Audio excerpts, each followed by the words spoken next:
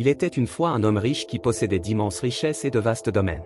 Bien qu'il n'ait pas d'enfants, il avait 4 serviteurs loyaux. Il favorisait son 4e serviteur plus que les autres, lui confiant les tâches les plus importantes et le comblant de cadeaux somptueux. Il était également très fier de son 3e serviteur, dont la compétence et l'élégance étaient reconnues de tous, mais il craignait que ce serviteur ne quitte ses services pour un autre employeur plus prestigieux. Son 2e serviteur était son confident, celui à qui il partageait ses peines et trouvait des conseils avisés. Son 1er serviteur, loyal et dévoué, avait fait d'énormes sacrifices pour le milliardaire et pour ses biens, mais ce dernier lui accordait peu d'attention et le négligeait souvent. Un jour, le milliardaire tomba gravement malade et comprit qu'il était proche de la mort. Inquiet pour l'avenir de ses biens et ne voulant pas les voir tomber en ruine, il convoqua ses 4 serviteurs.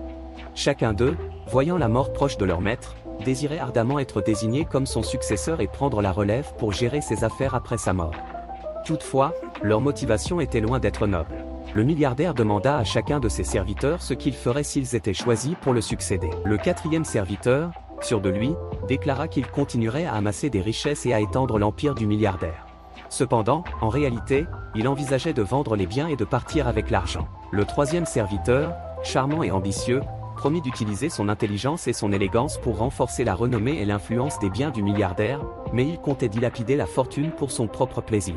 Le 2e serviteur, fidèle confident, assura qu'il gérerait les affaires avec sagesse et prudence, en s'appuyant sur les conseils et les confidences partagées par le milliardaire, tout en projetant secrètement de détourner les fonds à son profit.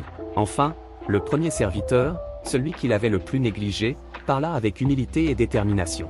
Il expliqua qu'il veillerait sur les biens du milliardaire avec dévouement, en honorant les sacrifices et le travail acharné de son maître. Il promit de prendre soin de chaque détail et de protéger l'héritage du milliardaire, en s'assurant que tout ce qu'il avait construit perdurerait.